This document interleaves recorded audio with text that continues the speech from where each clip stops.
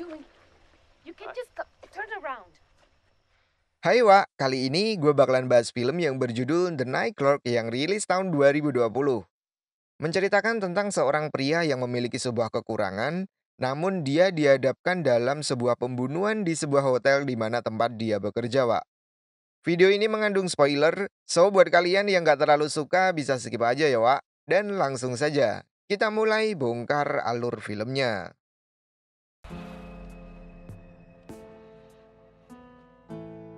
Di awal film kita diperlihatkan dengan seorang pria yang bernama Bart yang sedang mengamati sebuah CCTV hotel. Terkadang ia juga menirukan ucapan setiap orang yang ada di monitor CCTV. Nah, sebagai pengetahuan, dia ini mengidap sindrom Asperger atau kesulitan berkomunikasi dengan orang lain. Ya bisa dibilang sejenisnya autis, Wak. Pada suatu hari saat Bart bekerja, ia kedatangan seorang tamu wanita. Bart langsung mempraktekkan apa yang ia pelajari lewat CCTV agar tidak terjadi rasa canggung. Namun wanita ini seakan mengerti kekurangan Bart dan memahaminya, yang membuat Bart menjadi tertarik dengan kebaikan wanita tersebut. Yang akhirnya Bart memberikan kamar yang cukup lumayan murah, Wak. Ya anggap aja include pajak. Yang niat sebenarnya, Bart mengganti ke kamar lain yang sudah ia pasangi CCTV untuk memata-matai tante-tante ini, Wak. Kemudian wanita tersebut langsung masuk ke kamarnya. Di sini Bart juga langsung membuka laptopnya dan melihat kondisi kamar si wanita dengan CCTV-nya. Hey Bart, Tetapi teman kerja Bart yang bernama Jack datang yang membuat Bart kaget. Jack juga mengira kalau Bart sedang menonton film dewasa. Dan kedatangan Jack ini menandakan shift Bart telah usai.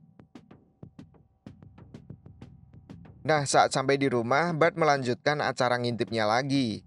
Tiba-tiba wanita itu didatangi seorang pria. Awalnya Bart mengira pria tersebut adalah seorang penjahat, namun pria itu kenal sekali dengan si wanita, Wak. Dan Bart menikmati adegan dalam video tersebut dengan menirukan ucapan-ucapannya. Tetapi tiba-tiba terjadi perkelahian di video tersebut. Terlihat si wanita seakan menginginkan sebuah hubungan yang lebih dari sekedar teman ngamar, Wak. Namun seakan si pria tak mau jika hubungan mereka didasarkan atas rasa cinta. Which is true ya.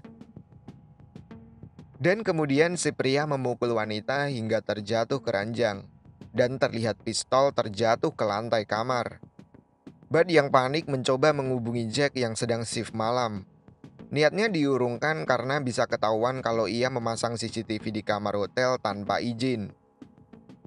Bart pun langsung kembali datang ke hotel untuk membantu. Ia mendatangi kamar dan tiba-tiba terdengar suara tembakan, Wak.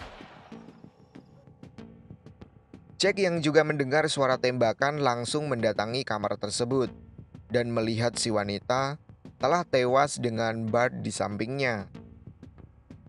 Jack kemudian panik dan menelpon polisi. Saat itulah Bart mencoba mengambil CCTV yang ia pasang di sana, Wak. Namun karena terburu-buru, ia malah menjatuhkan salah satu alat perekamnya di sana. Esok harinya Bart diinterogasi oleh kepolisian. Di sini Bart mengatakan kalau kembali ke hotel karena mengambil dompetnya yang tertinggal di sana. Tetapi alasan Bart gak diterima karena ia terbukti datang ke Indomaret dan membeli beberapa makanan sebelum pulang. Yang artinya, ia membawa dompet beserta isinya pulang ke rumah dan tak ketinggalan di hotel, Wak. Bart pun dibawa ke kantor polisi.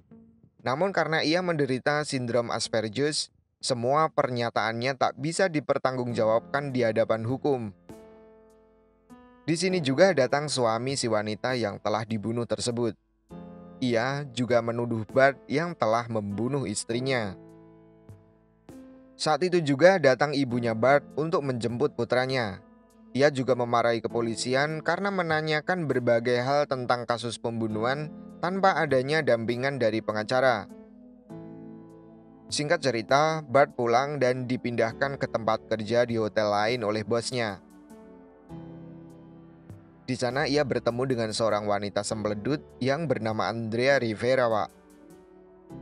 Hari berganti dan tak sengaja saat Bart pergi ke swalayan, ia bertemu dengan Andrea di sana. Bart diperlakukan dengan baik dan Andrea juga menganggap Bart adalah pria yang menyenangkan. Dengan alasan kalau Andrea juga memiliki almarhum saudara lelaki yang memiliki kekurangan seperti Bart. Di sisi lain, polisi yang sedang olah TKP menemukan sebuah memori yang isinya adalah potongan rekaman pembunuhan. Ini adalah kelalaian Bart saat menjatuhkan memori rekamannya, Wak. Nah, hubungan antara Bart dan Andrea semakin hari semakin erat. Bahkan saat Bart menemani Andrea berenang, ia juga dapat tempelan mulut Andrea di sana. Ya, gue juga mau anjing. Nah, Bart pun sangat bahagia atas insiden tersebut. Ia juga mulai memperbaiki penampilannya, Wak. Macak ganteng dengan cukur rambut, pakai parfum mahal, dan membeli mobil yang lebih bagus dari sebelumnya. Tetapi semua sirna, Wak. Saat Bart datang menjemput bidadarinya, ia melihat langsung Andrea yang sedang berada di atas ranjang main catur dengan dewa kipas. Bukan. Bart melihat Andrea sedang bersama dengan selingkuhannya. Yang ternyata pria itu adalah pembunuh si wanita di kamar hotel. Karena terlihat dari tato yang berada di tangannya. Atau bisa disebut suami dari si wanita yang terbunuh. Sakit, Wak, rasanya. Si Bart dikhianati oleh Andrea ternyata. Dan saat tiba di rumah, Bart terkejut karena rumahnya sedang disambangi oleh polisi. Dan karena suasana hatinya sedang galau, pikirannya pun kacau dan gak rasional. Dia ngelantur seakan ia yang telah melakukan pembunuhan. Namun si polisi tak percaya begitu saja atas apa yang diucapkan oleh Bart. Scene berganti saat Bart melihat Andrea sedang berkelahi dengan selingkuhannya. Ia pun langsung menolong Andrea. Di sini Andrea juga heran bagaimana Bart bisa datang tepat waktu mengingat dia sudah tak bekerja di hotel tersebut. Bart pun membongkar semuanya dan memberitahu jika ia menyimpan alat perekam. Bart juga menjelaskan kalau selingkuhannya adalah seorang pembunuh. Dan akhirnya mereka pun menghabiskan malam bersama dan bobo bareng, Wak.